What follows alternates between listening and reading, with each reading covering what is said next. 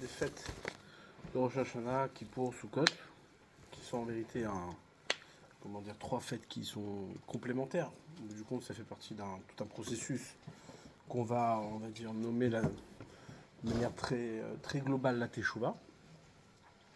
Parce que même Sukkot fait aussi partie de ces fêtes qui complètent la Teshuvah.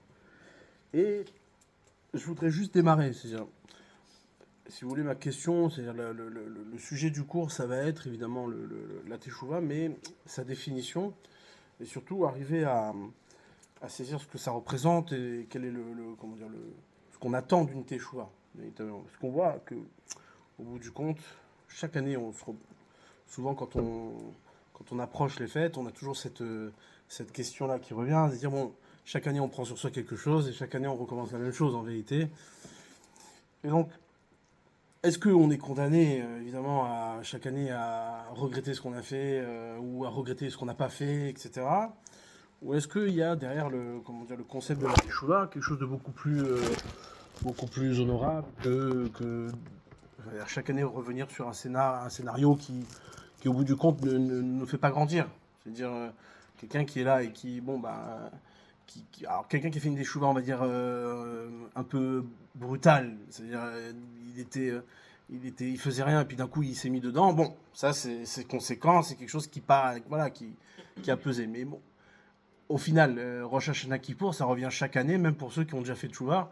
Et comment dire, et ça reste un rendez-vous. Ça reste un rendez-vous pour tous, aussi bien pour ceux qui font Teshuvah, on va dire de manière brutale, ce que j'appelle brutale, c'est-à-dire conséquente, et ceux qui doivent faire Teshuvah et qui ne savent pas sur quoi ils doivent faire Teshuvah au bout du compte. Ouais. Donc ma question, ça va être, c'est-à-dire de comprendre véritablement comment on définit la Teshuvah pour qu'elle soit essentielle pour chacun. C'est-à-dire, ouais, on va poser la question autrement. Quand nos sages nous disent que la Teshuvah elle a été créée avant la création du monde, ouais, c'est-à-dire la Teshuvah fait partie de ces choses-là qui ont précédé la création du monde, comme la Torah. Par exemple, c'est marqué que Akash Baruch Hu, il a écrit la Torah, 974 générations avant la création du monde. D'accord. Et la Teshuvah fait partie de ces choses-là qui ont précédé la création du monde. Il y a plusieurs choses qui ont précédé la création du monde, dont la Teshuvah. Donc quand tu viens me dire que la Teshuvah, elle a précédé la création du monde, qu'est-ce que tu viens me dire? Qu'est-ce que tu viens m'apprendre? Pour moi, jusqu'à maintenant, j'avais compris que la Teshuvah, bah, c'est la réparation d'une faute. C'est-à-dire, j'ai fauté, que m'a accordé le fait de pouvoir réparer ce que j'ai cassé. Ouais.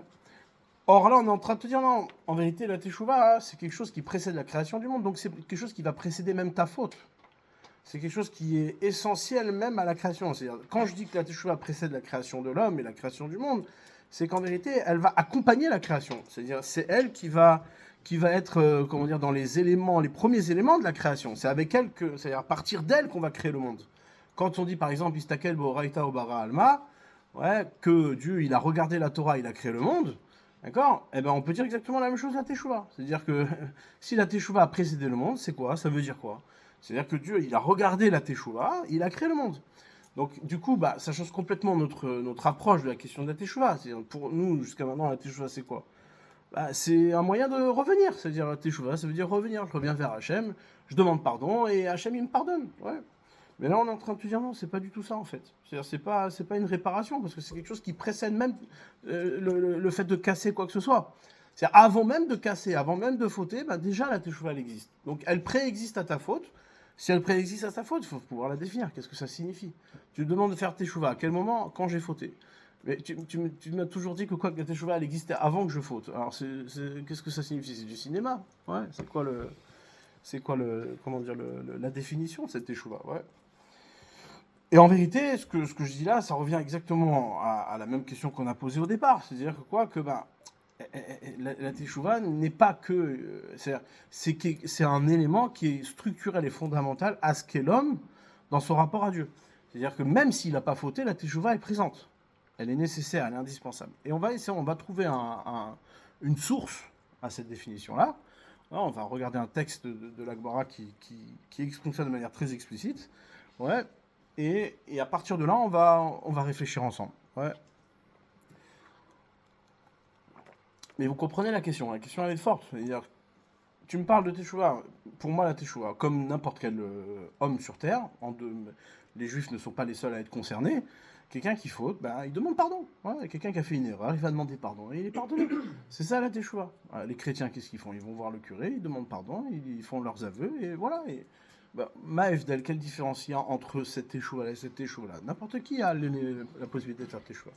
Il n'y a pas besoin de me dire que Dieu il a créé la Teshuva avant la création du monde. C'est-à-dire c'est quelque chose que l'on rencontre même dans ce qui est, on va dire, la nature même de l'homme. Il n'y a pas besoin d'une révélation particulière pour parler de Teshuva. Or, on voit que la Gemara, dans Avodah Zarah, elle nous ramène justement la question de la Teshuva. Et elle nous dit, que, en vérité, si Akadosh Baruch Hu n'avait pas révélé la Teshuva, on n'aurait jamais su qu'elle existe, cette Teshuva. C'est-à-dire, comment ça, on n'aurait jamais su qu'elle existe? Déjà, entre les hommes, on fait déjà ça. C'est-à-dire, quand quelqu'un, il a fait du mal à quelqu'un, et ben, qu'est-ce qu'il fait? Il se lève, il demande pardon. Pourquoi? Parce que ça le dérange. Il sait très bien qu'il a fait du mal à quelqu'un. Donc, il peut pas rester avec ça. C'est-à-dire, tu as un ami, tu as quelqu'un que tu aimes bien, d'accord? Bon, ben, tu t'es fâché avec lui parce que tu as fait une bêtise, ou tu l'as mal parlé, ou tu t'es mis en colère, ou peu importe, Bon, naturellement, tu n'as pas besoin d'une révélation divine pour te dire il faut que tu ailles demander pardon pour réparer les choses. C'est quelque chose on va dire qui vient naturellement et qui vient logiquement pour toute personne qui a envie de réparer. Donc qu'est-ce que tu fais? Tu vas demander pardon. Et si le pardon est accordé, tu fais tout pour qu'il soit accordé et que les choses s'arrangent. Pourquoi ce serait tellement magique? Pourquoi ce serait tellement, on va dire, miraculeux le concept de la Teshuva? Non, ça existe tous les jours, entre un homme et une femme, entre un fils et son père, c'est-à-dire ça existe tous les jours. C'est pas de... Ok, donc on comprend bien, on est obligé de dire que la Teshuva de Yom Kippour, la Teshuva de Rosh Hashanah de Yom Kippour, c'est pas cette Teshuva-là dont on parle. C'est-à-dire quand tu vas demander pardon à un ami, c'est pas ça la Teshuva. Tu demandes pardon parce que tu as fait une bêtise, ça Ben Adam la Chavero, ok, tu as réparé quelque chose, c'est très bien, même si c'est vrai que on a des halachot que avant Kippour, on doit demander pardon à son ami parce que Akadosh Baruch Hu s'occupe pas de ces affaires-là, mais parce qu'il faut arriver blanc devant Akadosh Baruch Hu pour pouvoir présenter une Teshuva. Mais c'est pas ça la Teshuva, c'est pas la définition de la Teshuva. On va regarder une Gemara. La Gemara a dit comme ça. Alors, il faut juste que je la retrouve. Elle est par là. Il y a marqué là-bas que que Akadosh Baruch Hu, il a forcé les bénis Israël au moment de la faute du veau d'or. Il a forcé les bénis Israël à fauter. Elle est juste au début. Je vais juste retrouver le texte.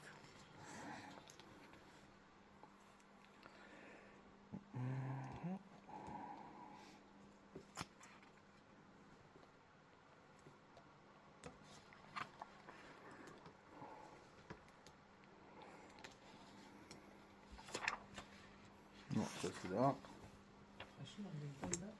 Quoi? C'est Rachid qui dit ça, non? Rachid ramène? Il ramène pas le date exact? Rachid, non, c'est Rachid qui est dans la Gemara qui dit ça. Ah, je crois que c'était Rachid sur place. Non.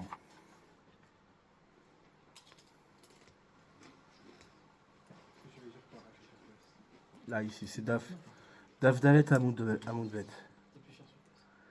Voilà. C'est plus cher sur place. La Gemara dit comme ça. Elle dit...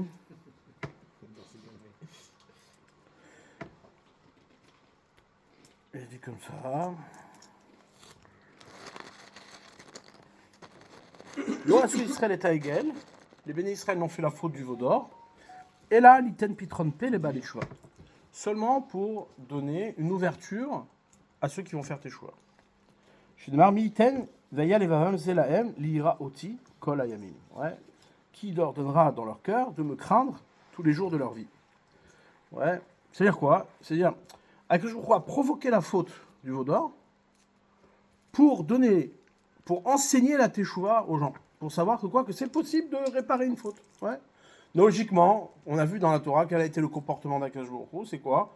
C'est quand ils ont fait la faute du veau d'or, il a dit à Moshe Rabbeinu, il a dit bon, tu sais quoi, laisse-les-moi, je vais les effacer et je vais tout recommencer avec toi. Donc ça veut dire quoi? Il y a eu un décret de mort sur le béni Israël.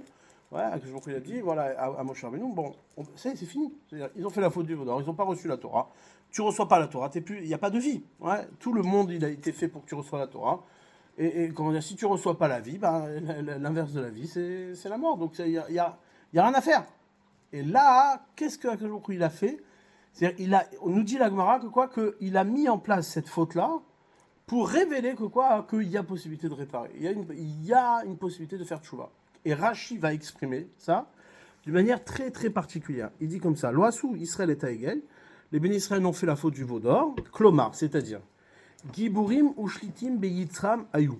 Ouais, les bénis Israël étaient puissants et ils dominaient leur Yetzera. Comme c'est marqué, au moment où ils ont reçu la Torah, ouais, au moment où Hachem il a donné la Torah au bénis Israël, sur le Har Sinaï, sur la montagne du Sinaï, c'est marqué Paskazou Amatam. Le Yetzera, il les a quittés, il n'y a plus de Yetzera, c'est fini, ils n'avaient plus de Yetzera. Donc il dit Rashi, ils étaient puissants, ils dominaient leur Yetzera. Ouais, Giborim ou Shlitim beyitzram, comme c'est marqué. Ezeu Gibor, Akovash et Zitro. Quel est celui qui est puissant? C'est celui qui a dominé son Yetzera. Velo Aya Raoui, les Gaber Yitzram Adem. Et normalement, leur Yetzera ne pouvait pas prendre le dessus sur eux. C'était pas possible. Le Yetzera ne pouvait plus rien faire contre eux. Et là, seulement, Xerat Meler Aïta Lishlot Bam. Ça a été un décret divin que le Yetzera puisse dominer sur eux. C'est-à-dire, puisse prendre le dessus sur eux. C'est Rachid dit un truc qui est révolutionnaire, ouais, un truc qui est pas net, ouais. Qui était l'iten, tout ça dans le but de quoi? L'iten pitron p, tout ça pour donner une ouverture à ceux qui veulent faire teshuva, pour leur montrer que quoi, quand tu as fait une bêtise, tu peux réparer. Ouais, c'est possible, il y a la possibilité de faire teshuva. Donc venez, on essaie de comprendre qu'est-ce qu'il dit Rachid. Ici, il dit Rachid quelque chose de révolutionnaire, quelque chose qui n'est pas normal, ouais. C'est quoi? C'est de dire que Akadosh Baruch Hu, il a décrété. C'est-à-dire, eux, ils n'avaient plus de Yetzera. Ils ont reçu la Torah, le Yetzera n'existait plus. Donc le Yetzera ne pouvait plus les atteindre. Akadosh Baruch Hu a décrété sur eux que le Yetzera peut, oui, les atteindre. Ils ont fait la faute du veau d'or. Tout ça dans quel but? Dans le but de révéler la Teshuvah. Et ça, c'est un problème. Ouais. Je réexprime les choses un peu différemment.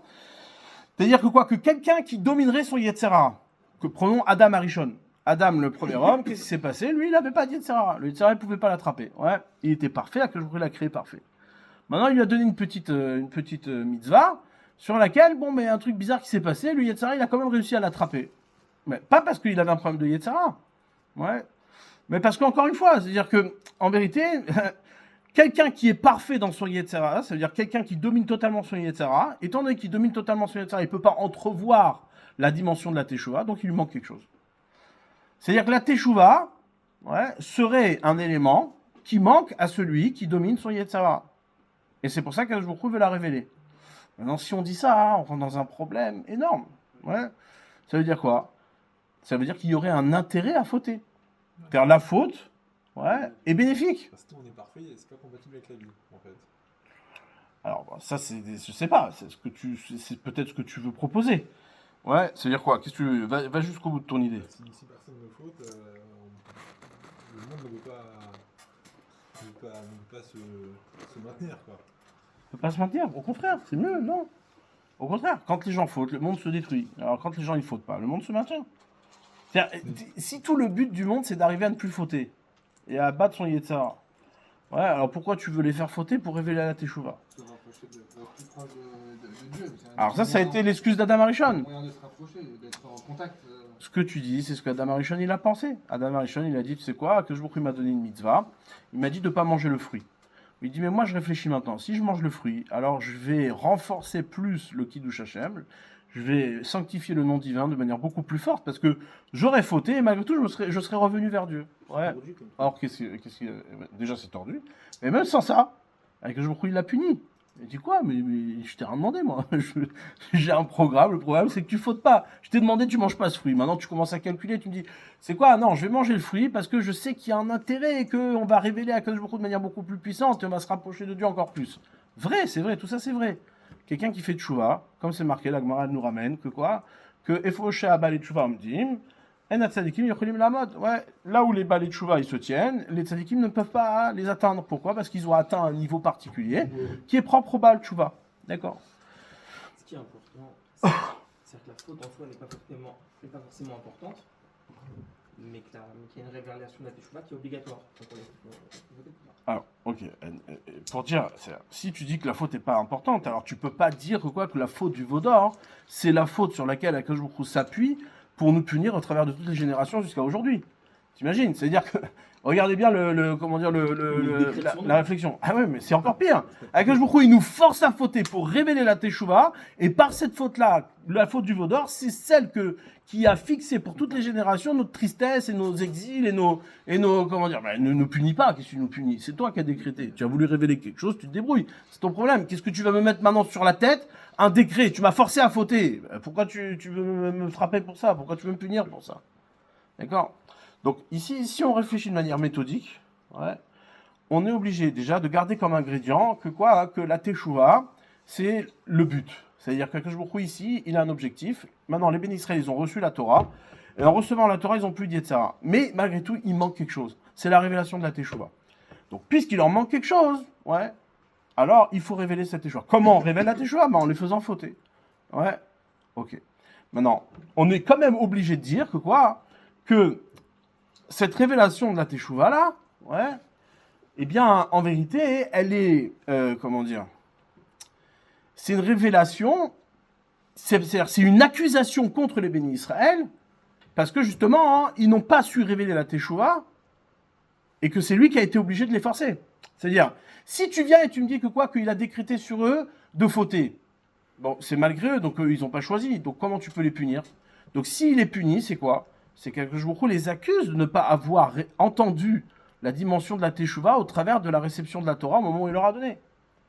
D'accord? Donc, encore une fois, ça veut dire quoi? Ça veut dire qu'Akadosh Baruch Hu exige de chacun d'entendre la Teshuvah avant de fauter. Je remarque que c'est pas important, ils n'ont pas encore reçu la Torah au moment où ils font la faute du veau d'or. Ah si? C'est Si, avant si. de recevoir, puisque c'est avant. Non. Ah, il y a déjà eu la Seret HaShvirot, Voilà. Akadosh Baruch Hu, il a révélé la Torah, ils ont entendu les paroles, et après, il est descendu Moshe Rabbeinu, et il a vu qu'ils ont fauté. 40 jours, ça a pris, ouais. Donc, je reviens juste sur l'idée, comme ça on peut avancer. C'est-à-dire, ici, qu'est-ce qu'on conclut de cette Gemara? On conclut que en vérité, Akadosh Baruch Hu veut révéler la Teshuvah, et c'est un élément indispensable du don de la Torah. C'est-à-dire, tu peux pas parler de Torah sans Teshuvah, c'est impossible. Ouais. Parce que si tu parles de Torah sans Teshuvah, alors ta Torah est incomplète. Maintenant, tu peux pas parler non plus de Teshuvah sans avoir fauté. D'accord? Or, les bénis Israël, qu'est-ce qui se passe? Eux, ils ont plus d'Yetzara, donc ils fauteront plus. Akadosh Baruch Hu est obligé de décréter sur eux qu'ils fautent. Il les force à fauter. Ouais. C'est pas quelque chose de normal ce qui se passe. Il les force à fauter parce qu'ils ont pas pensé à la Teshuvah dans la Torah qu'ils ont reçue. Donc, en clair, il faut comprendre ici qu'il y a une accusation qui est liée à la définition même de la Teshuvah, qui est que tu dois être tu dois concevoir la Teshuvah, tu dois vivre la Teshuvah avant même d'avoir fauté. D'accord? Maintenant, si c'est ça, il faut qu'on définisse. Qu'est-ce que ça signifie? C'est quoi penser la Teshuvah avant de fauter? Ouais. Ok. Et ça va nous donner un moyen de réfléchir, ouais, véritablement, sur le concept de la Teshuvah, et également sur la nature de la faute. Ouais. Parce que par exemple, quelqu'un qui faute, ouais, tu peux pas effacer ton acte. L'acte, il est fait. Ouais. Quelqu'un, il a tué quelqu'un. Ouais. Bah, le cadavre, il est là, tu peux rien faire. Tu veux quoi? Tu veux l'effacer? Tu vas le faire disparaître? Ça changera rien. Il est mort. Il est plus là. Il est absent à cause de toi. Ouais. Ah, tu viens, tu dis ah non mais pardonne-moi, je fais tchouva et quoi? Et tu viens, tu me dis c'est comme s'il n'y a jamais rien eu. Ouais. T'es pardonné. Même des fois, quand tu fais tchouva avec amour, c'est pire que ça. C'est comme si tu l'avais fait vivre. Ouais. Il y a marqué que tout celui qui fait tchouva be'ahava. Alors ces avérotes, elles deviennent des srouillottes. Ces avérotes, elles deviennent des mérites. Ces avérotes deviennent des mitzvot. C'est quoi? T'es en train de me dire quoi? C'est-à-dire, le type, il est là, il fait quelque chose, il y a le cadavre qui est devant lui, on dit non, tu sais quoi, c'est comme si tu l'avais fait vivre. Ouais. Explique, il faut une explication. Ah, mais non, c'est tellement inaudible que pour nous, le concept de la Teshuvah est trop éloigné. C'est-à-dire, si demain tu fais une faute et qu'on te dit, tu sais quoi, non, tu peux demander pardon à Hachem, et c'est comme si ça n'avait jamais existé. T'imagines la conséquence? C'est-à-dire, le type, il est là, il se dit, ouais, tu sais quoi, je peux faire des bêtises, et Hachem, il me compte ça, et je peux arriver à faire que Hachem, il me compte ça comme une mitzvah. c'est tellement inaudible que jamais tu pourras faire tchouva convenablement. C'est-à-dire, si tu n'arrives pas à te connecter à cette idée-là de manière raisonnable, mais tu peux être un dégénéré. Ça peut être hyper dangereux. Ouais. Vous comprenez ce que je dis? C'est évident. Donc, donne-moi quelque chose de raisonnable. Donne-moi quelque chose qui, comment dire, qui est compréhensible. Ouais. Ok. Donc, pour expliquer ça, j'aimerais prendre le chemin des parachutes qu'on a lus récemment.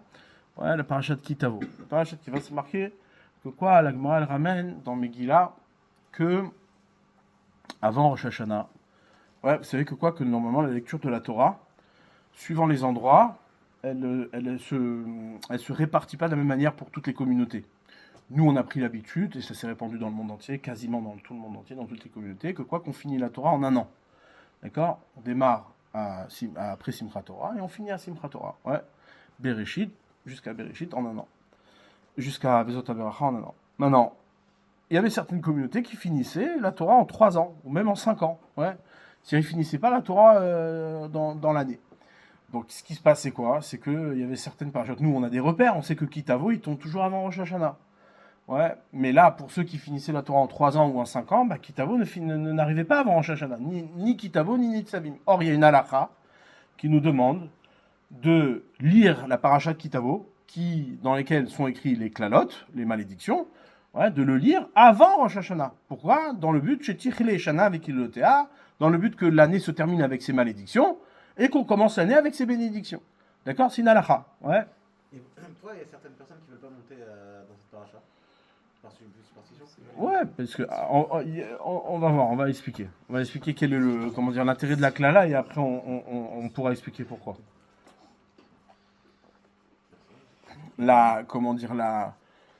Donc, il y a une halakha qui nous dit que tu dois lire la parashat Kitavo avant Rosh Hashanah. Pourquoi? Parce que dans parashat Kitavo, tu mentionnes les klalot, tu mentionnes les malédictions, et tu as une halakha de lire les malédictions avant Rosh Hashanah, pour que tu reçois sur toi ces malédictions avant Rosh Hashanah, Veshetichle Shana, que l'année se termine avec ces malédictions. Maintenant, justement, quel est l'intérêt de lire les malédictions avant Rosh Hashanah? Parce que les malédictions, c'est marqué dans la Torah, que c'est un brit, c'est une alliance. Que il a contracté une alliance avec les bénis Israël, en dehors de l'alliance, comme ça c'est marqué dans la Torah.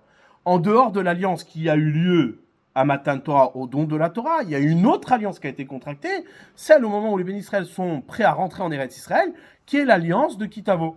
Ouais, où ils ont d'un côté la montagne des bénédictions, de l'autre côté la montagne des malédictions, et à ce moment-là, quand ils ont lu les bénédictions et les malédictions, a contracté une alliance avec eux, ouais, qui est une deuxième alliance qui vient compléter l'alliance du don de la Torah. D'accord? Maintenant, quelle est cette alliance? Quelle est la nature de cette alliance? C'est quoi? C'est de recevoir sur soi les malédictions. C'est-à-dire, j'accepte, c'est-à-dire, je fais un deal avec Akadosh Baruch Hu, que lorsque je fauterai, Akadosh Baruch Hu m'enverra des malédictions. C'est-à-dire, tu les acceptes, tu les veux, tu les désires. Pourquoi? Pour justement te cadrer. Imagine-toi si Hachem, il n'avait pas contracté cette alliance, alors celui qui faute, il le laisserait, tant pis pour toi. Et donc, du coup, il ne pourrait pas faire tchouva, il ne pourrait pas revenir, il n'aurait pas un rappel. Ouais. Il envoie ses malédictions, non pas pour frapper ou cogner ou faire du mal, mais c'est une alliance qu'on a contractée ensemble de manière à pouvoir préserver la Torah. Ouais.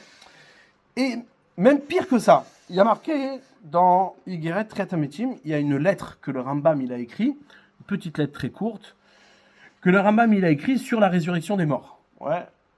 Sur la Emouna, sur la foi de la résurrection des morts. Il faut savoir que le Rambam, beaucoup de lecteurs du Rambam ont pensé à un moment donné que le Rambam ne concevait pas la résurrection des morts. Ils pensaient que ça faisait pas partie des 13 principes de foi. Bon. Le Rambam a écrit une lettre explicative en disant non, pas du tout, ouais, ça fait partie des 13 principes de foi. Il a éclairci son avis et là-bas il a expliqué d'où pouvait venir la confusion. Parce que lui, il tient que Kriyat HaMetim, c'est pas quelque chose qu'on va vivre éternellement, c'est ponctuel, ouais, et qu'après, l'âme quittera le corps, bon, c'est un autre sujet, d'accord? Mais dans tous les cas, là-bas, il explique un truc qui est incroyable, il dit, c'est le seul auteur, ouais, dans tous les auteurs qu'on connaît, c'est le seul auteur qui dit ce concept-là, et après, beaucoup ont écrit là-dessus, ouais, il dit comme ça. Il dit qu'en vérité, au moment du don de la Torah, ouais, les bénis Israël, ils devaient atteindre ce qu'on appelle la résurrection des morts, la dimension de la résurrection des morts. Où c'est qu'on voit ça?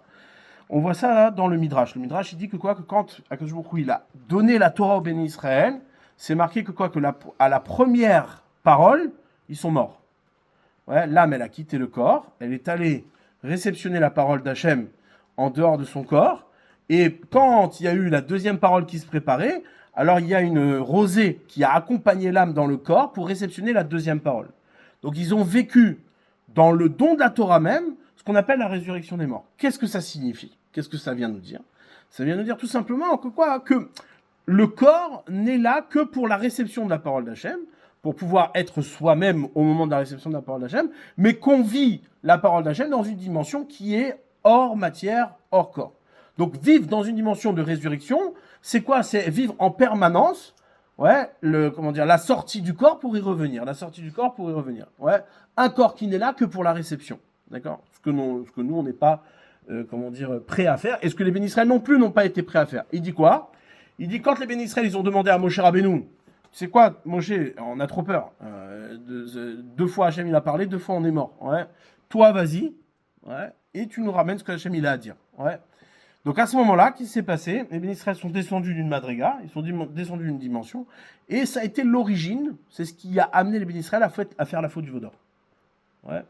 Et il dit là-bas, le Rambam, il dit qu'en vérité, étant donné qu'ils n'ont pas été encore prêts d'atteindre cette dimension de la résurrection, ouais, de vivre la Torah à cette dimension-là, alors Hachem, il a mis une contrepartie de cette dimension, c'est quoi? C'est ce qu'on appelle Srar Veonesh.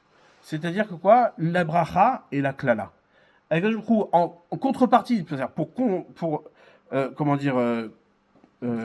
contrebalancer le manque de la résurrection, eh bien, il a instauré que quoi? Qu'il y aurait bénédiction et malédiction. Lorsque le béni Israël ferait le bien, alors il y aurait la bénédiction, et de l'autre côté, ça aussi, c'est un miracle qui est moindre, mais qui, au bout du compte, garantit notre connexion avec Akadosh Baruch Hu de manière éternelle. Ouais. Pourquoi? Parce qu'à chaque fois que les bénis Israël vont vouloir s'écarter, vont vouloir s'assimiler, Akadosh Baruch Hu, paf, il envoie voilà, exactement, merci pour la traduction, et les bénis Israël, ils font tchouva, d'accord? Ils font tchouva. Donc là, ici, le Rambam, il dit quelque chose d'intéressant. Il ouvre une réflexion. Il dit qu'en vérité, ouais, la bracha et la klala, telle que nous, on la vit aujourd'hui, c'est en vérité une traduction, on va dire, plus diluée de la question de la résurrection. C'est-à-dire, quand un homme, il a une souffrance, bah, au bout du compte, cette souffrance, quelque part, elle le fait un peu mourir, quoi. Elle lui enlève un peu de sa vie. Ouais, il est un peu diminué. Ouais. Cette diminution-là est là pour prendre conscience que effectivement, les choses ne fonctionnent pas comme ça devrait fonctionner, et que tu devrais t'adresser à celui qui gère le monde pour pouvoir revenir sur le droit chemin. Donc tu te poses des questions. Ça fait partie du miracle, ouais, ce qu'il appelle lui-même dans son langage un mofet, un miracle qui accompagne les bénis Israël. Ce miracle-là, c'est un miracle qui garantit l'éternité et la survie d'Israël.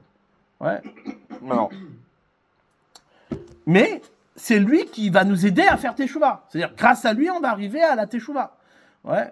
Donc ça veut dire quoi? Ça veut dire que, normalement, au premier niveau, lorsque les bénis Israël avaient reçu la Torah, et s'ils avaient été au niveau de vivre la résurrection des morts, eh bien, ils seraient en Teshuvah permanente. C'est-à-dire qu'ils seraient à un niveau de Teshuvah où il n'y a pas de faute. Il y a juste le fait de quoi? Que tu es revenu dans le corps pour réceptionner ta Torah, mais tu repars. Tu reviens vers Hachem. Ouais. Et là, on a une petite, une petite indication de ce que pourrait être la Teshuvah dans son essence la plus parfaite. C'est quoi? C'est que tu fais Teshuvah. Teshuvah, c'est le simple fait même de prendre conscience que ce que tu es t'éloigne d'Hachem. Ouais. Là, c'est-à-dire, quand Akadosh Baruch Hu crée le monde, nous, on ne peut pas enlever le simple fait qu'on est une créature. Ouais. Quoi que tu fasses, dans le meilleur des cas, tu ne pourras jamais être au niveau du créateur. Il y a le créateur et la créature. Même si la créature, elle est parfaite, ouais, même si la créature, elle n'a pas d'Yetzerara, elle est entière, elle est parfaite, au bout du compte, elle vit comme une créature. Donc séparée d'Hachem. Et Akadosh Baruch Hu veut que tu sois séparé de lui. Pourquoi? Pour que toi-même, tu acquières ce qu'il a à te donner. Que toi-même, tu ailles vers sa parole. Ce mouvement-là, ce déplacement-là que l'homme a à faire, depuis ce qu'il est, même dans sa perfection, même sans Yetzera, jusqu'à Hachem, c'est un déplacement qui est indispensable, qu'on appelle la Teshuvah. Et là, maintenant, cette définition-là, elle va nous aider à comprendre quel est le problème dans nos fautes. Lorsqu'on faute, en vérité, ouais, lorsqu'on fait une faute, lorsqu'on transgresse quelque chose, alors évidemment, celui qui s'est éloigné, celui qui est déjà, on va dire, très, très éloigné d'Akadosh Baruch Hu et que, bon, bah, il est dans la faute parce que, bah, il est trop descendu, il se rend pas compte de ça. Mais lorsqu'on est, on va dire, dans une dimension beaucoup plus subtile, eh bien, qu'est-ce qui se passe? En vérité, ce qui fait fauter l'homme, l'origine de la faute, c'est quoi? C'est la simple conception qu'on est séparé d'Hachem. C'est-à-dire que tu te réveilles le matin, tu dis ok, tu peux dire Modéani, tu peux reconnaître Hachem, tu peux être conscient d'Akadosh Baruch Hu, tu peux étudier la Torah, tu peux faire toutes les mitzvot, ouais, mais au bout du compte, tu restes toi et Hachem il n'est pas là. Il est séparé. Donc ça veut dire quoi? C'est-à-dire que pour garantir ce lien, tu es obligé d'avoir un mouvement permanent qui te dit non, reste pas avec toi-même, retourne vers Dieu, retourne vers ton origine, retourne vers celui qui fait ce que tu es. Ouais. C'est-à-dire, une créature qui n'a pas conscience à un instant qu'il a été créé, bah, il a perdu l'horizon de son origine. Ouais. Et s'il perd l'horizon de son origine, bah, il est abandonné, ouais, au Yetzirah. Ouais. Maintenant, vous comprenez cette idée? Est-ce que vous êtes avec moi là-dessus? Ouais, je répète. C'est une idée très, très, très importante. Elle est fondamentale et ça va nous aider à comprendre aussi la Gemara et le langage de Rashi.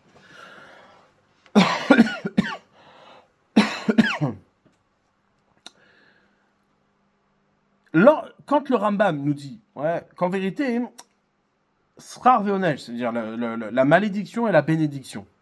Pourquoi Akadosh Baruch Hu nous présente les mitzvot de cette manière-là? Tu fais les mitzvot, tu as la bénédiction. Tu fais la averot, tu as la malédiction. Dit le Rambam, ça c'est un signe, c'est un miracle pour toutes les générations, qui garantit que Israël est lié à Hachem et est lié à sa Torah. Que quoi que tu fasses, peu importe maintenant les stratégies que tu as utilisées, si le peuple d'Israël s'assimile, bah de nouveau, paf, il prend une claque. Il y a l'antisémitisme, ça se réveille, c'est un truc, et on te rappelle que tu es juif. Quoi que tu fasses. Ah, ça c'est un signe. Il dit le Rambam, c'est un miracle. Ce miracle-là, il vient d'où? C'est pas simplement quelque chose qu'il a mis en place, d'accord, pour te récompenser ou t'embêter ou te punir. Non, c'est quelque chose qu'il a mis en place parce que nous-mêmes, nous n'avons pas été capables, au moment du don de la Torah, de vivre la Torah comme une résurrection. C'est quoi une résurrection? C'est ce mouvement-là qui est nécessaire et indispensable pour la réception de la Torah et la connexion à l'origine de cette parole, de sortir de son corps et d'aller vers Hachem. Si tu restes dans ton corps, bah, la réception de la Torah n'est pas complète. Pourquoi? Bah, parce que tu la réceptionnes au niveau de ton corps, au niveau de ta compréhension, au niveau de ce que tu apprécies et de ce que tu veux saisir. Pour pouvoir saisir les choses dans leur dimension la plus parfaite et la plus pure, il faut accepter de déménager. Il faut accepter de sortir de soi. Savoir reconnaître que l'origine de cette parole-là, elle ne peut pas rester ici. Il faut se tourner vers Hachem, il faut aller vers lui. Ouais. Tu peux tout rester dans ton corps pour faire les mitzvot. Complètement, c'est pour ça que tu retournes. Ouais. C'est pour ça que tu retournes. C'est comme, un exemple. Je te donne une idée. Je te dis, tu sais quoi, voilà, je t'explique. Pour conduire une voiture, il faut que tu rentres la clé dans le contact, d'accord, et tu tournes, tu prends la manivelle, etc. Je te donne le mode d'emploi. Maintenant, ce mode d'emploi-là, il reste théorique. Il est au niveau conceptuel. Ouais. Maintenant, pour que tu puisses faire de ce concept et de cette idée une idée vivante et une idée qui est la tienne, qui va devenir la tienne, bah, il faut que tu rentres dans une voiture et que tu conduis. Ouais. Maintenant, lorsque tu vas conduire, tu n'es pas forcément dans l'idée, tu es dans l'action. Maintenant, si je dis que ce qui compte le plus, c'est l'idée, bah, à un moment donné, il faut que tu ressortes de ta voiture pour aller entendre encore plus d'idées. Exactement dans l'apprentissage, dans n'importe quel apprentissage de n'importe quelle matière, quand tu es à l'école, bah, tu as l'idée et la pratique. D'accord? Maintenant, si tu es tout le temps dans la pratique, bah, l'idée, tu l'oublies. Ouais, prends un médecin. Ouais, t'es médecin. Ouais, bah, t'es médecin, t'as fait des études pendant 10 ans, d'accord? Bah, ta tête, elle est bien chargée, tu connais tout, t'as tout appris par cœur. D'accord? Quand tu te mets dans la pratique, ça fait 30 ans que tu pratiques, bah, t'as tout oublié. Non, tu vaux 0 à l'hôpital quand t'as fait 6 ans d'études théoriques. Déjà, tu vaux 0 à l'hôpital quand t'arrives, mais quand ça fait 30 ans que tu pratiques, bah, tu vaux 0 même à l'université. Repasse ton diplôme à ce moment-là, tu vas voir ce que tu vaux. Ouais. Pourquoi? Normal, c'est normal. C'est-à-dire que tout ce qu'il y avait dans ta tête a disparu parce que maintenant, tu es dans la pratique. Ouais, et ben c'est exactement la même chose. Quand Akadosh Baruch Hu te parle, tu vis la Torah à la dimension de la parole d'Hachem, dans sa dimension la plus pure, la plus haute, la plus digne. Ouais, mais lorsque tu vas la vivre dans ton corps au quotidien et que, bon, en fait, les tefilines, ça se résume à quoi? À prendre une vache et à la mettre sur ton bras. Bon, bah, t'es déconnecté de ce que peut être la parole d'Hachem au niveau des tefilines. D'accord? Donc, cet aller-retour-là, il est nécessaire et indispensable pour pouvoir garder, on va dire, la dimension de vérité qu'il y a dans les tefilines. D'accord? Et c'est ce que l'on voit, nous, au quotidien. Quand tu mets les tefilines la première fois, t'es content. T'as une simcha. T'es rattaché à la dimension, tu peux même faire les shamiroud, ouais. Mais au bout de 10 ans que tu mets les tefilines, bah, c'est le ergel, l'habitude, ouais, fait que quoi, que bah, t'en oublies la dimension, alvaï, si, tant mieux s'il y a des gens qui arrivent à renouveler leurs forces. Mais pour aller renouveler ses forces, faut retourner à l'étude, faut retourner, au Beth Midrash, faut aller chercher la parole d'Hachem dans cette résurrection-là qui est indispensable, ce qu'on appelle la Teshuvah. Ouais, d'accord, c'est ce qu'on appelle la Teshuvah. Maintenant, qui fait que qu'aujourd'hui, nous ne sommes pas capables de vivre à la dimension de la résurrection, bah, en contrepartie, pour pouvoir, on va dire, préserver le peuple d'Israël et faire qu'un jour, oui, il arrive à atteindre cette dimension-là de la résurrection, c'est quoi? Il y a ce qu'on appelle bracha et klala, bénédiction, malédiction. C'est-à-dire quoi? C'est-à-dire que tu vois que quand tu mets les doigts dans la prise, bah, tu prends l'électricité, ouais, tu prends le jus. T'as pas mis les tuiles une fois, 2 fois, 3 fois, bah, ça revient sur ta tête. Ouais. Maintenant. Du coup, on comprend que quoi? Je reviens sur l'idée. Ouais, on comprend que quoi? Que la question de la Teshuvah, si de la même manière que la bracha et la klala, elle est là pour t'amener à faire Teshuvah. D'accord? Quelqu'un qui a la bénédiction tout le temps lorsqu'il fait ses mitzvot et qu'il n'oublie pas Hachem, il est reconnaissant, il est dans une Teshuvah. Pourquoi? Parce qu'il reconnaît à Hachem que tout ce qu'il a, c'est ce qu'il lui a donné. Ouais, c'est grâce à lui. Maintenant, s'il oublie, il est là, ouais, il s'est installé, il est devenu riche, il est devenu tout ça, il a tout ce qu'il faut, Akadosh lui a tout donné, et maintenant, il est plus reconnaissant. Et tout ce qu'il a, c'est grâce à lui, il a oublié Hachem, ouais. Alors, qu'est-ce qui se passe? Hop, la klala, elle vient, la malédiction, elle vient, il dit, bah ça y est, t'as plus rien, ouais. Maintenant, au moment où il a plus rien, il dit, ah, j'ai oublié Hachem, voilà ce qui m'arrive, tout ça, ça m'est arrivé. Pour ça, qu'est-ce qu'il fait? Il fait tchouva. Donc, on comprend d'ici que la bracha et la klala qui nous amène à la teshuvah, en vérité, c'est pas le concept de la Teshuvah dans son origine, parce que le concept de la Teshuvah dans son origine, c'était la résurrection des morts qui devait le résoudre. Et donc, le concept de la Teshuvah, c'est quoi? C'est simplement reconnaître à Hachem, ouais, la dimension de la mitzvah et la vie que l'on a et l'application que l'on peut en avoir. Ouais. C'est tout simplement ça. Donc, ça veut dire que l'idée de la Teshuvah, elle existe, même si tu ne fautes pas. Pourquoi? Ben parce que le simple fait que tu es un homme qui est une créature et qui, au bout du compte, réceptionne la parole d'Hachem dans un corps qui, lui, est à distance d'Akadosh Baruch Hu, bah, ça nécessite, intrinsèquement parlant, c'est-à-dire dans la nature même de l'homme, ça nécessite une Teshuvah. C'est pour ça que la Teshuvah elle a été créée avant la création du monde, parce qu'elle fait partie des plans de la création de l'homme. Sans la Teshuvah, l'homme ne peut pas être un homme. Il peut pas se connecter à Hachem, c'est impossible. Parce que la Teshuvah est un mouvement indispensable pour pouvoir être connecté avec Akadosh Baruch Hu. D'accord? Donc de là, on comprend qu'en vérité, toute origine de la faute, c'est le simple fait même de se penser séparé de Dieu. Pourquoi la révéler à ce moment-là, le Vaudor? Alors, pourquoi la révéler avant autre chose? Très bien. Maintenant, je vais expliquer maintenant. Maintenant, mais ce que j'aimerais, c'est arriver dans le langage de Rashi quand il dit Xerat Meler. C'est un décret divin. Pourquoi on parle de décret ici? Ouais.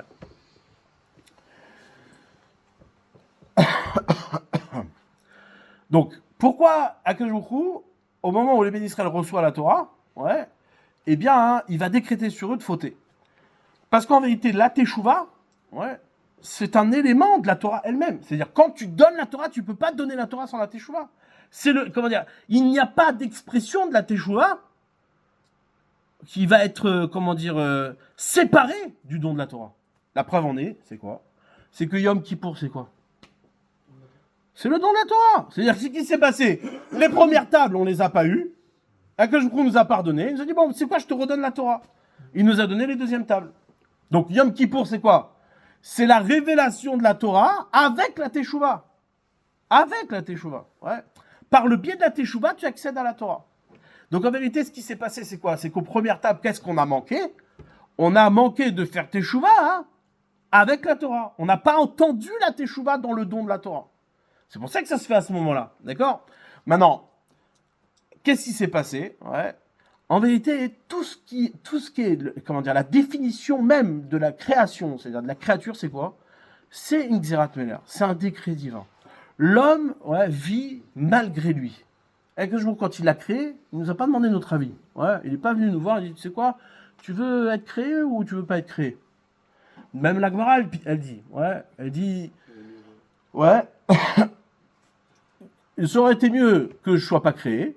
Maintenant que je suis créé, alors, ok, on y va, ouais. C'est-à-dire, j'ai pas le choix. C'est-à-dire qu'à que jour, t'as pas demandé ton avis. C'est-à-dire, c'est un décret divin. Or, comme c'est marqué, la Mishnah, qu'est-ce qu'elle ramène? Elle dit, Kol ma she'akadosh bara be'olamo, lo bra ola lirvodo. Tout ce qu'Akadosh il a créé dans son monde, il l'a créé pour son kavod. Ça veut dire que quoi? Que tout ce qui est l'homme, c'est de reconnaître la royauté d'Hachem. Tout ce qu'il y a dans le monde, rien n'a d'intérêt dans le monde, si ce n'est que de reconnaître la royauté d'Hachem. Donc tout est une question de décret divin. Donc quand Akadosh te donne la Torah, comme c'est marqué, mi pi agvura shamanu. On a entendu la Torah de la toute puissance de la bouche d'Hachem. C'est une gvura, c'est un din, c'est un décret. Akadosh a décrété sur nous de recevoir la Torah. Comme c'est marqué, au moment où Akadosh a donné la Torah, qu'est-ce qui est marqué? Il y a marqué Kafa aleem ha'ar-kegigit. Il leur a retourné la montagne comme une bassine sur leur tête. Et il leur dit Imatem kalu ta Torah mutav, vimlav shamtei gvuratrem. Soit si vous recevez la Torah, tant mieux. Si vous la recevez pas, ben là-bas ce sera votre tombeau. Il nous a pas demandé notre avis. Tu la reçois, tant mieux. Tu la reçois pas, tu meurs. Quelle est la proposition ici? Il n'y en a pas. T'as pas le choix. D'accord? C'est ce qu'on appelle Xerat Meler. Ce qu'on appelle un décret divin. Maintenant, ce décret divin-là, il s'exprime au moment où Hachem te donne la Torah. Maintenant, quand toi tu fautes, quand toi tu te détournes de la Torah et que tu refuses la Torah, eh ben, quel est le vrai chesed d'Hachem? Quelle est la vraie générosité d'Akadosh Baruch Hu? C'est Xerat Meler à nouveau. C'est Akadosh Baruch Hu décrète sur toi, que quoi? Que la faute, c'est elle qui va t'amener à la Teshuvah. C'est-à-dire, Akadosh Baruch Hu décrète sur toi que tu vas mourir. Maintenant, si toi, tu acceptes ce décret-là, cette klala-là, tu l'acceptes comme étant l'occasion de revenir au décret divin, alors tu retournes à la Torah. C'est-à-dire, Mali, qu'est-ce que ça change que ce décret s'exprime sous cette forme-là ou que ce décret s'exprime sous cette forme-là? C'est ça qu'il a révélé au moment du don de la Torah. En vérité, quand les béné Israël ils ont fait la faute du Vaudor, c'est pas qu'Hachem il les a forcés. Ils étaient vraiment intègres. Ils étaient intègres, il n'y avait pas de Yetzerara, le Yetzerara ne pouvait pas les atteindre. Mais Akadosh Baruch Hu a décrété sur eux de fauter. Pourquoi il a décrété sur eux de fauter? Parce qu'il y avait quelque chose qui manquait. C'était la Teshuvah. Leur problème, c'est qu'ils n'avaient pas fait de Teshuvah, c'est-à-dire ils n'entendaient pas la Torah comme une nécessité de revenir vers Hachem. Ils ont entendu la Torah comme le bienfait même de recevoir la Torah, de tout ce que la Torah peut apporter à l'homme, de tout ce que la Torah peut se recevoir dans ce qu'ils sont. Ils étaient parfaits, il n'y avait plus de Yetzerara, il n'y avait plus rien. Mais où est Hachem dans tout ça? T'as pas fait de Teshuvah. Juste termine cette idée après. Garde la question. T'as pas fait de Teshuvah. Mais j'ai pas besoin de faire Teshuvah, j'ai pas fauté. Si. Tu dois faire Teshuvah, tu dois revenir vers Hachem. Maintenant, qu'est-ce qu'il a fait Hachem? Il a dit, du coup, tu m'entends plus comme LR, tu m'entends plus comme un roi. Alors, Gazar Alem. Alors, le décret est venu sur eux comme un roi de fauter. Et donc là, qu'est-ce qu'il a fait Hachem? Il leur a révélé que le sens de la Teshuvah, c'est de revenir au décret divin. C'est ça le sens de la Teshuvah. C'est-à-dire que le fait même qu'Hachem décrète, c'est ça qu'il dit Rachid, Xerat Meler, Akadosh Baruch Hu, il a décrété comme un roi que tu vas fauter. C'est-à-dire, toi, en vérité, la faute ne vient que de la prétention d'être parfait. C'est ça l'origine de la faute. On parle de quelle faute là? N'importe laquelle. Non mais là, à ce moment-là... Là, ici, c'est la faute du Vaudor. Ah, okay. Mais n'importe quelle faute, toutes les fautes, leur origine, et vous regarderez, quand quelqu'un il fait des mitzvot, quelqu'un qui ne fait pas des mitzvot, il ne peut pas s'en rendre compte. Mais quelqu'un qui fait des mitzvot et qui fait l'effort d'être dans la Torah et de se renforcer, quand à un moment, il a un moment de sécurité dans sa Torah, c'est-à-dire qu'il se sent investi, qu'il étudie la Torah, qu'il est fier de lui, c'est à ce moment-là qu'il va commencer à avoir des problèmes. C'est à ce moment-là que le Yetzirah va le titiller. Mais pourquoi forcément par la faute? Pourquoi est-ce qu'il est réveillé forcément par la faute? Quoi autrement? Rien en leur parlant. Qu'est-ce que tu veux dire? Il va leur parler, leur dire quoi? Un autre truc. Oui, mais il va leur parler. Il n'y a pas de travail ici. C'est-à-dire que jour il dit, tu sais quoi? C'est bon, je te parle et voilà. Tu m'as oublié. Il n'y avait pas d'autre moyen peut-être de les faire pour qu'ils soient eux-mêmes. Comment? Pour leur révéler la Teshuvah. Ok. Ils étaient obligés de les faire connaître. Alors, déjà, premièrement, la Teshuvah, c'est revenir. Oui. Quelqu'un qui n'entend pas, qui s'est éloigné, comment tu veux lui faire entendre? Ouais, d'accord. Tu lui dis, oh, tu m'as vu, je suis là. Si Hachem, il se manifeste à eux, bah, c'est une évidence. Il n'y a plus de, comment dire, il y a plus de questions. De bien et de mal. Revenir au bien, il faut concevoir le mal. On peut lui montrer. Non, là, ici, c'est même pas. une question de bien et de mal. C'est même pas ça. C'est plus que ça. C'est-à-dire, c'est juste il faut que tu entendes que tu t'es éloigné. Or, Hachem, il t'amène sur une faute que là, c'est une évidence que tu t'es éloigné. Alors là, quand toi-même tu vis cet éloignement, bah, tu vas vouloir revenir. Ou pas. Si tu reviens pas, t'es perdu. Tant pis pour toi, tu peux rien faire. Mais si t'entends que la faute ici, elle t'éloigne, alors la teshuva, elle est possible. L'idée de la teshuva, c'est entendre qu'il y a un éloignement. C'est pour ça qu'en vérité, la faute ne compte pas. Dans la teshuva, ouais, quand on dit par exemple, c'est quoi la magie de la teshuva? Un type il a fauté, bon bah sa faute elle est effacée. D'où t'as vu ça? Pourquoi? Parce qu'en vérité, ce qui compte, c'est pas l'acte que t'as fait. La gravité, c'est pas l'acte que t'as fait. La gravité, c'est l'éloignement. Or, si la faute t'a révélé que tu t'es éloigné ou t'as pas entendu que t'étais éloigné, alors c'est bon, on en a fini. Tout l'intérêt de la faute, c'est d'entendre que tu t'es éloigné. Et ça joue sur le, comment dire, sur le lien que l'homme peut encore avoir avec quelqu'un de Baruch Hu. Quand par exemple on dit, ouais, à Rosh Hashanah et à Kippour d'ailleurs, la question c'est de savoir si on est inscrit dans le livre de la vie ou dans le livre de la mort. Ouais. Or le Ramban il pose la question, il dit mais attends, il y a plein de gens qui sont, comment dire, qui sont des Ovrei Avera, qui n'ont pas fait de Tchouba et qui sont vivants chaque année. Ouais, c'est-à-dire, de quoi tu me parles? Mais en réalité, non. Il dit c'est quoi le livre de la vie et c'est quoi le livre de la mort? C'est-à-dire, tu peux avoir des gens qui sont inscrits dans le livre de la mort et vivre 120 ans. Et tu peux avoir des gens qui sont inscrits dans le livre de la vie et Chas v'Shalom partir dans l'année. Ouais, c'est pas ça l'idée. L'idée c'est quoi? C'est quoi être vivant? Ouais, c'est quoi être vivant? Être vivant, c'est exactement ce que dit la Torah dans la paracha de cette semaine. Ouais, c'est-à-dire Natati et achaim ve'et atov, ve'et amavet ve'et hara. Je t'ai donné devant toi la vie, ouais, et le bien. Et je t'ai donné la mort et le mal. Ou bacharta b'chaim, tu vas choisir la vie. C'est quoi l'idée de la vie ici? C'est le fait même, ouais, d'être connecté, c'est-à-dire d'être encore connecté à Hachem. Quelqu'un qui, quand il faute, ne sent pas l'éloignement, bah il s'appelle qu'il est mort. C'est comme un message douloureux en fait. Ouais. Tu ressens la douleur. Tiens, quand quelque chose qui, comment dire, quand tu as fait une faute, tu ressens pas qu'il y a ici quelque chose qui s'est cassé, qui s'est brisé, et que ça crée une peine, quelque part. Quelqu'un qui fait Shabbat, et qui la première fois transgresse Shabbat, quelqu'un qui mange kasher et qui va aller avec ses amis et qui va pas manger kasher, ça crée un affaissement, ça crée une douleur. Ouais. Cette douleur-là, elle doit te faire entendre quoi? Elle doit pas te dire, ouais, t'es un pauvre type, ça y est, c'est fini pour toi, voilà, t'as trahi Dieu, etc. Non. Elle doit te faire entendre qu'il y a eu un éloignement, que tu n'as pas entendu, au moment où t'étais encore sous le contrôle, ouais, et qu'il faut que tu reviennes. Il faut que tu reviennes vers lui. C'est ça l'idée d'Axerat Meler, c'est ça le décret divin. Ouais, le décret divin dont parle Rashi ici, le décret du roi, c'est quoi? C'est que la faute en vérité vient comme un décret. Ouais, comme c'est marqué, la Gemara elle ramène que Rabbi Akiva, ouais, je ramène souvent cette Gemara-là, c'est passé aussi avec Rabbi Akiva et aussi avec Rabbi Meir. Une fois Rabbi Akiva, il voit un fauteur dans la rue. Ouais. Il s'adresse au fauteur et il le dénigre. Il dit quoi? Mais comment tu peux fauter? Comment tu peux être aussi minable que ça? Il s'est moqué de lui. Il a pris de la hauteur. Là, qu'est-ce qu'il a fait? Il a envoyé un ange en femme, une belle femme. D'accord? Et Rabbi Akiva, qu'est-ce qui s'est passé? Il a commencé à courir après cette femme. Ouais, il a désiré cette femme, il a commencé à lui courir après. Cette femme, elle a couru dans un arbre. Et c'est marqué que Rabbi Akiva, il a levé sa jupe, ouais, enfin son pantalon, il a commencé à monter dans l'arbre pour aller la chercher. Alors tous les commentaires, ils demandent, je comprends pas, Rabbi Akiva, on a vu plein de fois qu'il a résisté à plein de grands Yetzirah. Il y a eu aussi des femmes très belles qui sont venues vers lui, qu'il a même pas calculé. Et là, maintenant, Pitom, il a une crise. C'est quoi qui s'est passé à ce moment-là?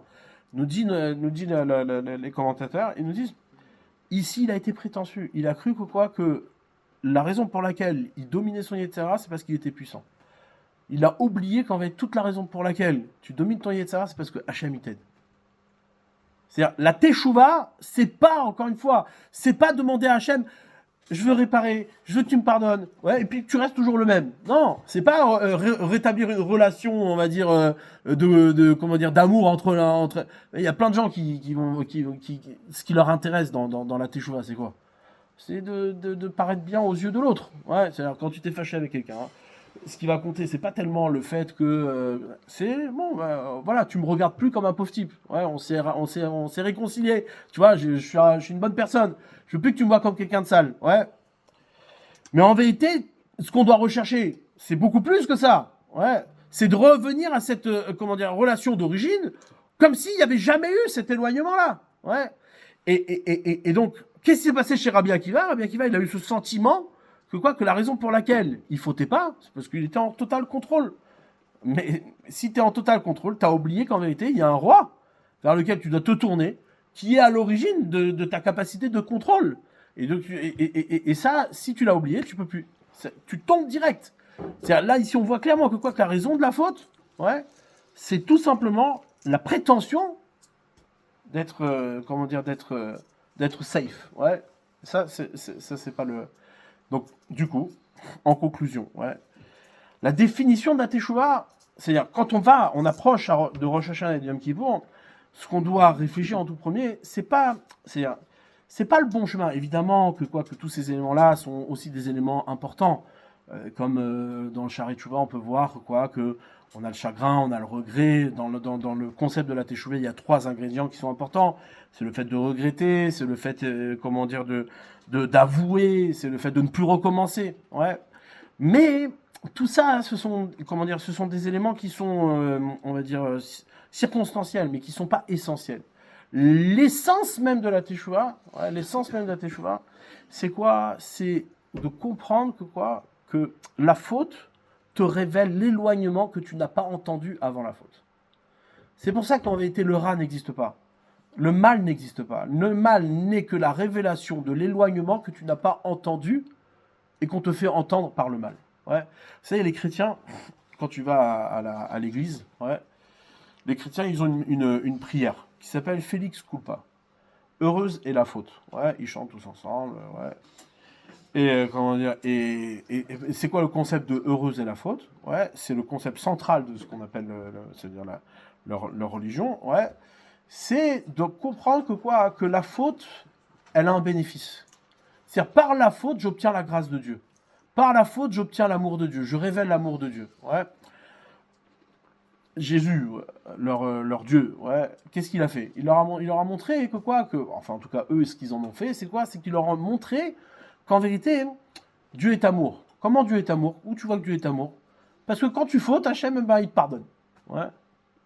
C'est la grâce, ce qu'on appelle la grâce. Felix culpa, c'est-à-dire heureuse est la faute. Chez les Juifs, la faute n'est jamais heureuse. La faute n'a aucun intérêt. Elle n'a aucun intérêt. On aurait pu s'en passer. Comment tu aurais pu t'en passer si tu avais fait tchouva avant de fauter? Ouais, mais en vrai, la teshuva, tu peux la faire véritablement que la première fois que tu fais la faute. Pourquoi tu dis ça? Non? Quelqu'un qui tue, ok, même il a tué 50 personnes, il va se sentir, il aura vraiment le remords à la première personne qu'il a tuée. C'est là où ça va vraiment le marquer. Et la deuxième fois, Après, il a tué 2, 3, 4. Il va même plus voir où est-ce qu'il est. Alors, je te raconte une histoire. Il y a un monsieur qui s'appelait Rabbi Eliezer Ben Dourdaya. Oui, je connais. Monsieur-là, qu'est-ce qu'il a fait? Il est allé chez une première prostituée. Ouais. Et il a pris le goût. Une deuxième, une troisième. Il a collectionné toutes les prostituées du monde, jusqu'à arriver à la dernière qu'il n'avait jamais fait, que c'était le Graal de sa collection. D'accord? Et quand il est arrivé à cette dernière prostituée, ouais, quand il était avec elle, qu'est-ce qui s'est passé? La Gemara, elle raconte que cette femme-là, elle a lâché un vent, ouais, et elle s'est foutue de lui. Elle lui a dit, tu sais quoi, en vérité, t'es comme ce vent-là. Tu vaux pas plus.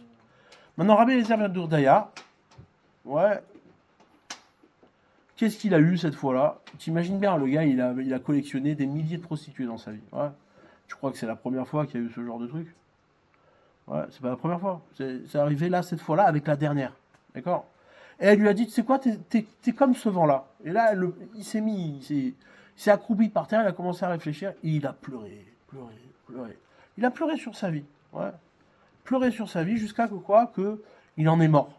Il a tellement regretté, il n'arrivait pas à se relever de cette tristesse, ouais, qu'il en est mort. Et il y a une voix qui est sortie du ciel, ouais, et qui lui dit, tu t'appelleras plus Eliezer ben Dourdaya, tu t'appelleras Rabbi Eliezer ben Dourdaya. C'est-à-dire que la teshuva, elle a été acceptée. Ouais. Oui, mais ça revient au même, c'est plus Attends, toi. attends, attends. Tu vois de quoi? Tu vois quoi? Tu vois que le type, il s'est pas réveillé la première fois. Non, mais, ça veut dire Mais qu'il y a- il s'est- y a un seul réveil possible, que ce soit la première, la cinquième, la 10e. Il n'y en a qu'un véritable. Pourquoi il n'y a Parce pas qu'imagine, besoin il de était se resté réveiller? vivant. Il n'y a pas Si. besoin de se réveiller. Là, il y a besoin de se réveiller avant que tu vas voir la première. Oui, d'accord. Ben, c'est ça le travail. Dans la vie de tout le monde au quotidien. Donc ça veut dire quoi? C'est-à-dire faire tes chouvas, c'est entendre, ouais, que la faute, ouais, est une révélation de ton éloignement. Tant que tu l'entends pas, tu peux pas faire de choix. C'est pour ça que quoi qu'un homme, il peut très bien regretter de fauter. Pourquoi? Parce que évidemment, il a le sentiment d'être faible. Il a un sentiment de, comment dire, où c'est-à-dire, il se désapprécie. Ouais. Mais au bout du compte, est-ce que pour autant il veut faire tchouva? Non. Pourquoi? Parce qu'il n'a pas ce sentiment d'éloignement. C'est juste qu'il sent qu'il est nul. Ouais, il sent qu'il n'y arrive pas. Il sent que c'est minable ce qu'il fait. Il aurait voulu être comme Rabbi Akiva et se moquer du fauteur. Ouais, en vérité, la plupart des gens, dans le problème de la faute, ce qui les préoccupe, c'est quoi? C'est de ne pas être comme Rabbi Akiva et de prendre de la hauteur sur le fauteur. Mais on te dit non, ce qui doit te préoccuper, c'est pas ça. Ce qui doit te préoccuper, c'est le fait d'avoir été éloigné. Rejoins la dimension de Xerat Meler. C'est un roi qui décrète sur toi. Ouais, c'est pas, tu peux pas te mettre à l'égal Il y a tout le monde qui rêve d'être le Mashiach. Ouais. Il y a tout le monde même qui rêve qu'il y ait un Mashiach. Ouais. C'est-à-dire, pourquoi? Parce que tu idéalises la figure de l'homme comme étant le héros, le concept du héros. Pourquoi il est tellement vendeur? Ouais, il y a même des gens qui ont écrit des livres pour ça, les comics et compagnie, c'est quoi?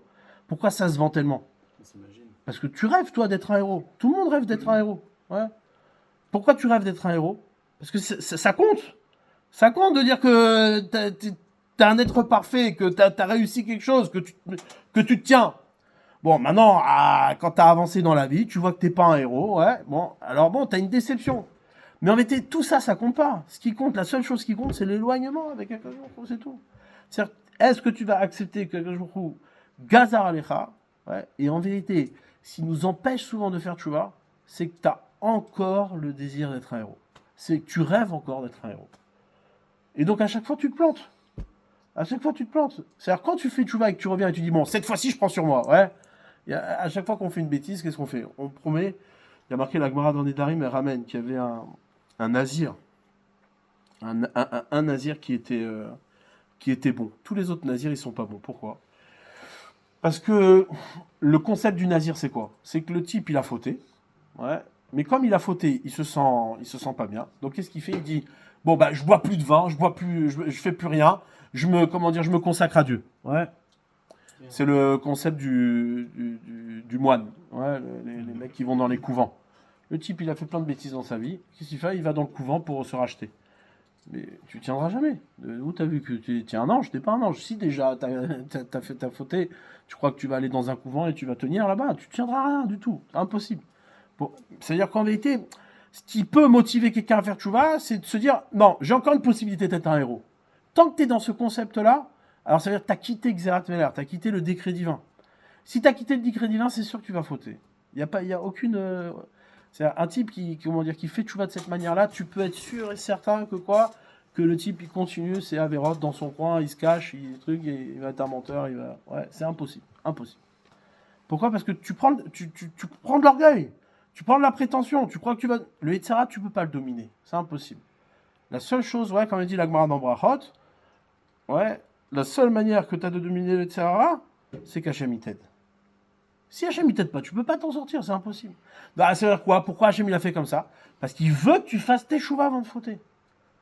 Il veut que tu fasses tes chouvas avant de fauter. D'accord? C'est l'élément, ouais, de, comment dire, c'est la définition même de l'homme. L'homme, il est chouva. Ouais. Maintenant, il est chouva autant qu'il est Torah. Il n'y a pas de Torah sans tchouva, ça n'existe pas. C'est pour ça que qu'en vérité, à l'origine, le Yalkut Shimoni ramène qu'à l'origine, nous maintenant on a Rosh Hashanah qui pour Sukkot. À l'origine, le 17 Tammuz, c'était Rosh Hashanah. Ouais. Et Tisha B'Av, c'était Yom Kippour. Sukkot, c'était Tishré. C'est-à-dire que normalement, si on n'avait pas fauté, alors on serait arrivé à cette dimension-là du don de la Torah qui nous relie au concept de la Teshuvah.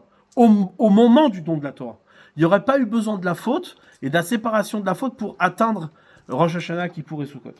Ça aurait été complètement intégré à la Torah elle-même. Torah et Teshuvah, c'est la même chose.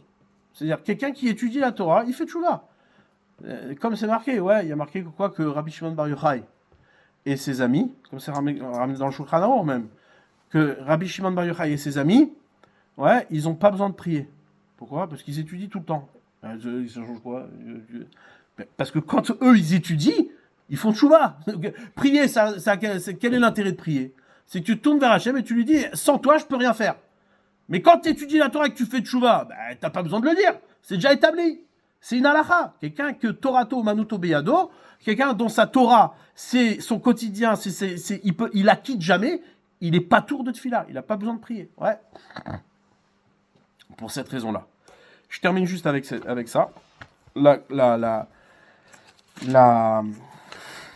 Le passouk qui dit, il y a un passouk très intéressant dans la paracha de Kitavo, qui est un peu, on va dire, on pourrait mal le comprendre.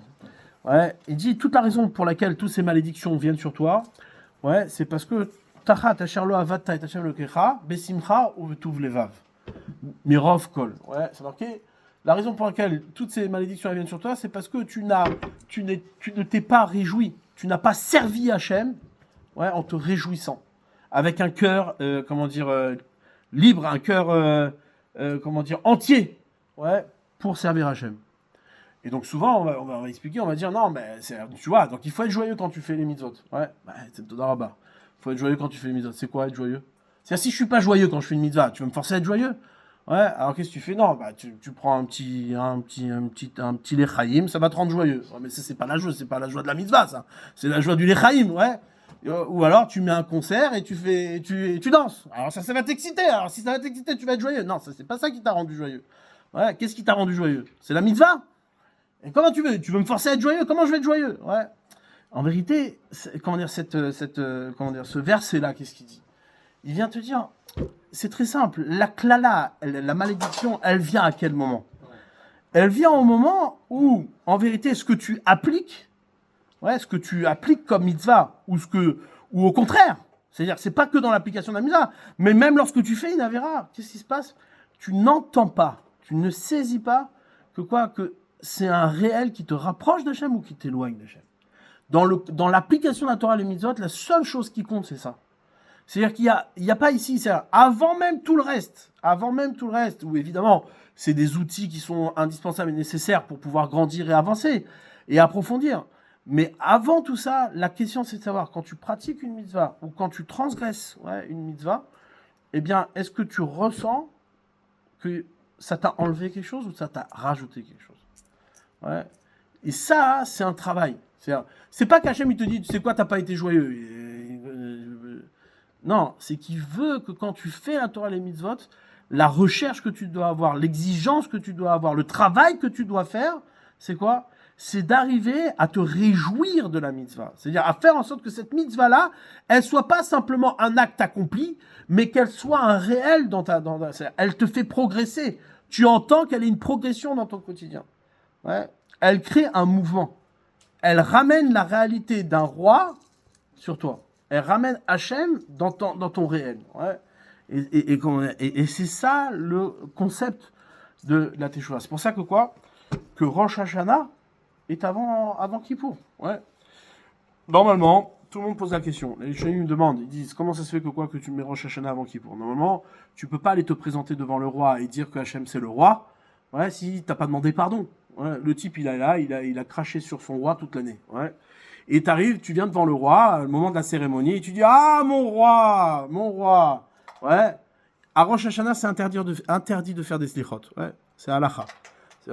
C'est tellement interdit qu'il y en a même qui, dans la tfila, ne mettent pas Zochenu Lechaim. Dans les Rishonim, le Zochenu Lechaim qu'on fait dans la Amida, etc., il y en a qui l'enlèvent. Nous, on le fait, c'est la halakha, mais il y a beaucoup de Rishonim qui pensent que même ça, on n'a pas le droit de dire. Pourquoi? Parce que c'est interdit de faire des slichot à Rosh Hashanah. C'est quoi? C'est interdit. T'as pas le droit de pleurer ce jour-là. Tu dois juste proclamer la royauté divine. Ouais. Ok, je veux bien, mais t'arrives, tu viens à Hachem, le roi il arrive, il fait une cérémonie le jour un jour dans l'année, et le type qui lui a craché dessus, qui a été dans une politique complètement inverse, ouais, du roi, il arrive le jour de la cérémonie, et il fait, ah, mon roi, le grand roi, il se fout de ta poire, ouais. Demande pardon d'abord, agenouille-toi devant lui, réclame son pardon. Si tu acceptes son pardon, après tu iras à la cérémonie pour dire mon roi. Ouais. Et c'est quoi cette blague? Et là, donc tout le monde pose la question. On aurait dû faire Kippour avant Rosh Hashanah. Mais en vérité, d'après ce qu'on dit, pas du tout. Pas du tout. Le Rosh Hashanah nous renseigne sur ce qu'est la demande du pardon que l'on doit avoir. Ouais. C'est d'abord et avant tout, c'est-à-dire ta préoccupation, c'est pas de savoir maintenant. Ouais, si toi t'es un mec bien ou t'es pas un mec bien. Ta préoccupation d'abord, c'est de reconnaître qu'Hachem c'est le roi. Si tu reconnais qu'Hachem c'est le roi, même si maintenant, toi t'es sale, alors ça va t'aider à comprendre que tes avérotes sont un éloignement qui nécessite de demander pardon à Hachem et de revenir vers lui. Et c'est comme ça qu'il faut concevoir la teshuva. Ouais. C'est-à-dire, l'inverse, ce serait une teshuva étrangère. Une teshuva qui n'est pas la mitzvah de la teshuva. C'est juste une préoccupation d'obtenir la grâce divine. Et cette grâce divine, ouais, elle existe dans une autre prière, pas chez nous. Ouais. Chez nous, elle n'existe pas, ce concept-là de teshuva sans Torah n'existe pas. Ouais, il n'existe pas. Ouais. Tov. Ok. Je peux pas répondre pourquoi oui. certaines personnes ils n'ont pas la montée là. Non, parce que. Une deuxième question. Ouais.